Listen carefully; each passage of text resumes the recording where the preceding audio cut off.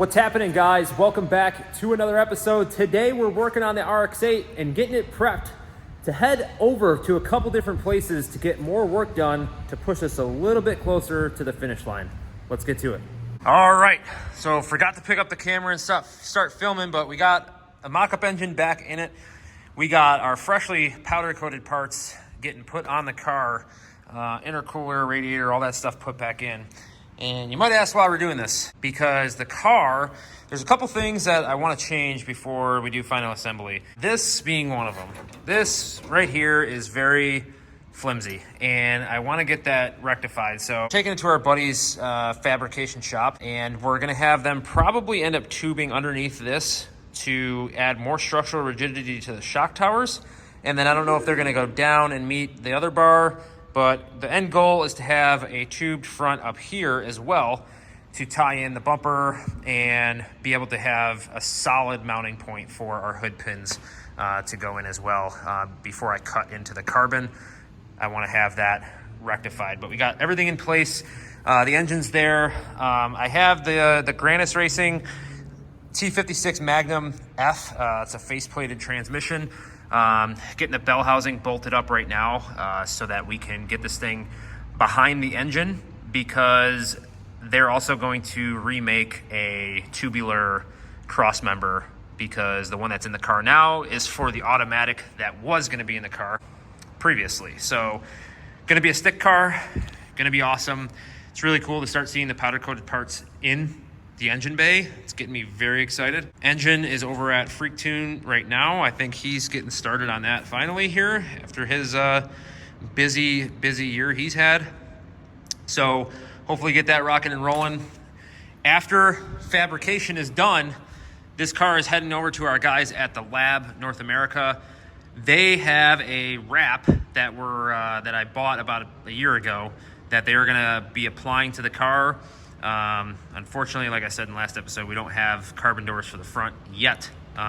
They weren't available. So they're going to wrap the car with super gloss army green and leave some exposed carbon bits and so on and so forth. But this car will be rocking and rolling. Just got to order the Motec and the wiring harness. And when we get the car back at the end of the month, we're going to get, fuel lines and all that stuff starting to get run so we can route everything, because basically once the engine's done, I want to be able to pop this thing in and start getting final assembly ready to fire this thing up. Got to get the Motec and the wiring harness on the way as well. Getting very excited. Very, very excited. All right, round one of putting the trans up there is very close, except our starter housing on the new bell housing is touching right here. So we're gonna go get the hammer attachment for the air hammer and massage this in right here, enough for it to clear, because the starter sits here. Just need a little bit more room. So we'll be back. Everything looking sweet though. Got the motor mounts coated, manifold looking sweet. Getting ready to head out with the RX-8, and we got a Turbo Civic finishing up a tune here. They brought their tuner with them.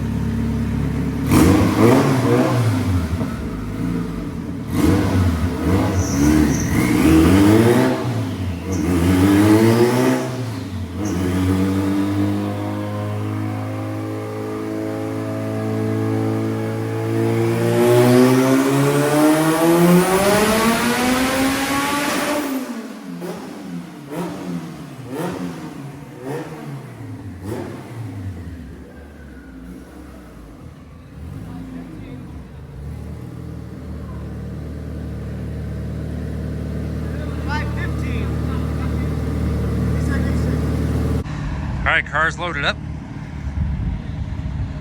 Gonna be parking it, then heading over to Big Indian Monday, have some bars added, then get it ready for wrap. All right, got the car over at Big Indian. Doug and the boys are gonna get a new support built up here. We're gonna tube out the rest of the front end, remake out of tube the bracket for the bumper. They're gonna fit this new bumper onto here, and so that we get rid of any kind of flimsy, you know, aluminum that's up here. And then we'll be set to go to latch the hood down and be ready to rock and roll, get this thing back and start moving forward on it to get wrap done and push towards final assembly. Should be pretty sweet. It's got everything rough mocked up in here. T56 is back in there. Bell housing all in there. Pretty sweet. Moving forward. All right, today's the day. The boys are getting started on the car. They're just getting everything cleaned up to par for them to lay some vinyl. What are you thinking on this, Brennan? I think this is a badass car, and I'm very excited to do this color change. And there's Tyler. He's basically like the lab's like golden child as far as like, you know, he's just so pretty. You know what I mean? Yes. Pretty eyes. Yeah, pretty eyes. I think that's what they call him actually in the streets, is pretty eyes. Yeah. He's got the rep. But no, this is gonna be sick. I have no idea what the plan is for like any kind of exposed carbon or anything like that. They're just kind of gonna roll with it, but turning out good. Paint looks so good, cleaned up, man. I'm super happy we got the car painted. Yeah, but they're just in the prep stages right now. Be back with you guys to show you a little progress.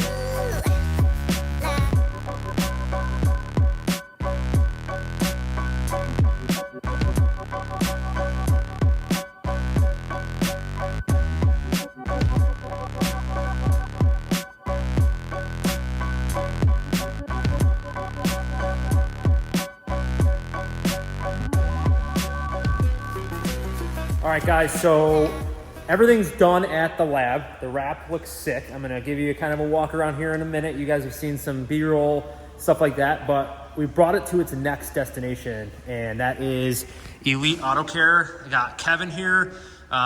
He is the man. He actually lives kind of real close to me, so this made it real easy. But Kevin owns Elite Auto Care, and he is on board with this car as well. And after the lab has just finished their masterpiece with the 𝐓𝐡𝐞 Super Gloss Army Green and black accent pieces to kind of decal the car up, it's looking good. We decided not to expose all the carbon. We covered a lot of it because I wanted it protected. So we left the trunk.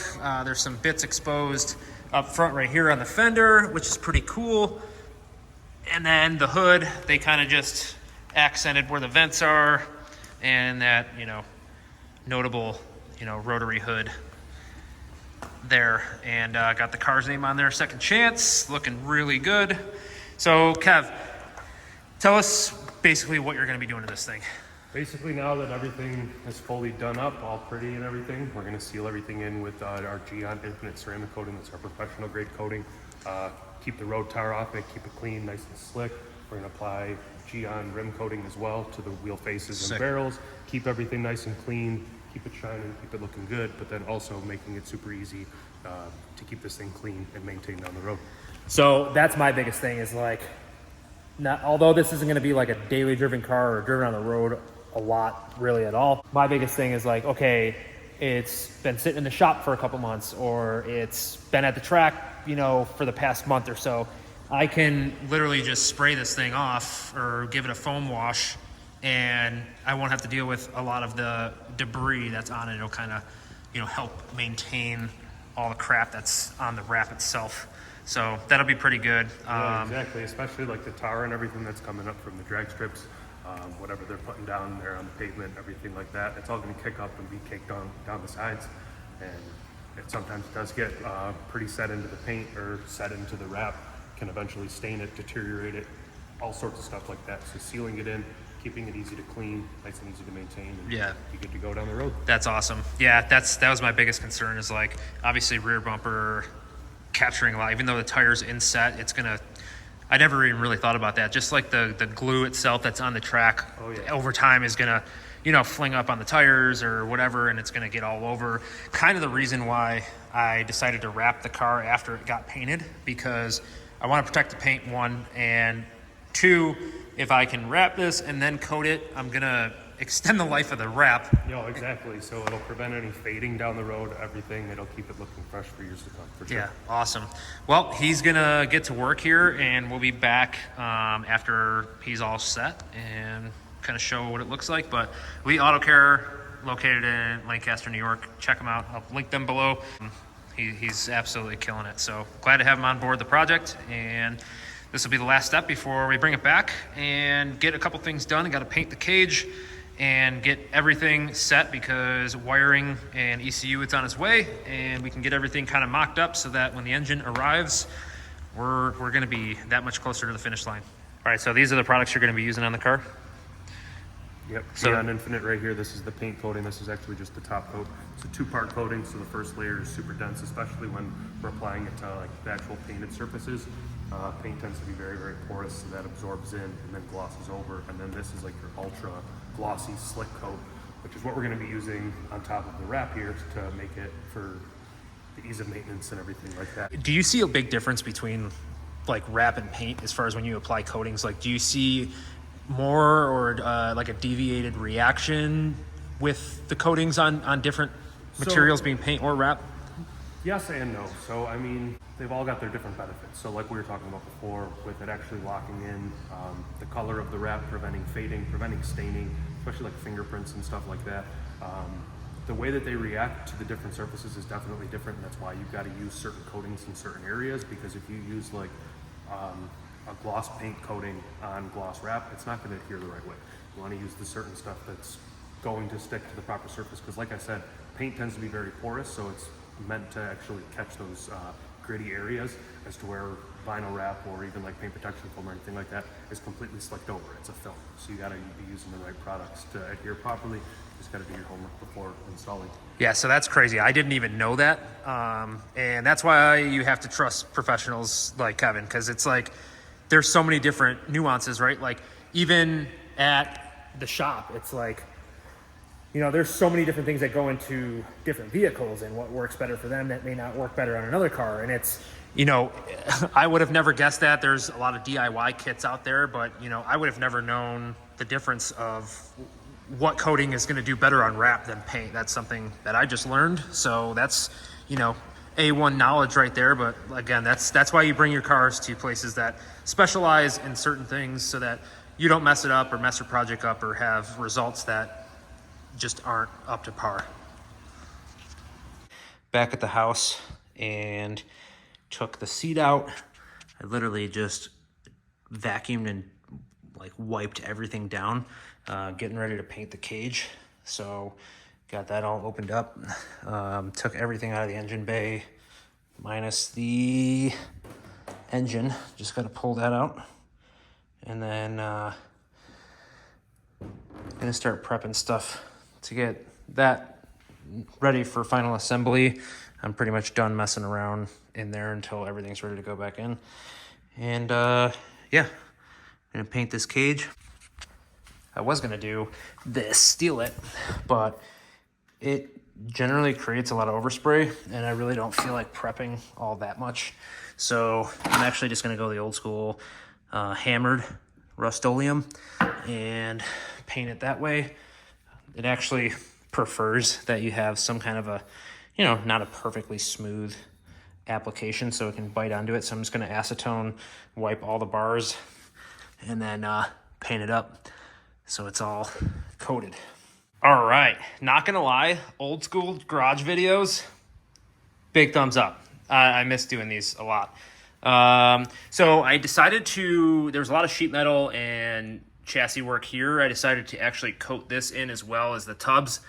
I may leave the aluminum and just polish it, or maybe paint it. The whole back deck lid is that as well. The back half of the cage has its first coat, so I'll have to do a second coat on the back side of the cage. But the whole front section and hoop and everything is got its second coat. It's gonna look really good. The first coat always has like fish eyes, which is completely normal. And then the second coat kind of covers up all that. So got the center section I did as well up to this sheet metal plate. I got some touch-ups to do. I think I might end up doing the floor as well, just to cover it up. This stuff looks really good, and it'll make it a little bit more durable, holding up to, you know, all the things that you do inside and out of a race car. So I think I might do that too. I just got to go get another can of this Rust-Oleum hammer and do some final touch-ups and edging, and we'll be good to go. All right, guys, interior is done. Everything's got 2 coats. This stuff turned out really good. It seems like it's gonna be super durable. Multiple people I've talked to have said they use this in their race cars before, and it held up for years. Definitely an awesome product. Anytime you do a cage or interior paint like this, like obviously it's ideal to have no interior in it. Obviously race cars, I would recommend doing this before you put it back into street car trim or whatever you're gonna do, but definitely much easier to access everything when it's out. A few things I just gotta touch up. I just gotta get some acetone, and I wanna get the edges that I didn't tape off before, and just clean up a couple of those spots. But other than that, like, this turned out super good, and it levels itself out really well. And I was just glad to do the floor and all the spots up in here. Just, it's all cohesive now and coated and protected and nice and looks pretty well. So next thing I'm gonna do is get the seat back in and get ready to move on to the next thing. All right, so after many battles, transmission wasn't quite mating to the block the correct way. It was deviating one side or the left. Turns out after some research, I had to buy a 1/4-inch spacer that goes in between the T56 and the bell housing. Some people on a lot of different swaps on different engine setups were finding that the input shaft was a hair too long and was bottoming out on the pilot bearing. So ordered one of these spacers up. It's a RM199 from QuickTime, and swap that in there, and it's a perfect mate up. No seams at all. I don't even have bolts in here yet, and it snapped right in.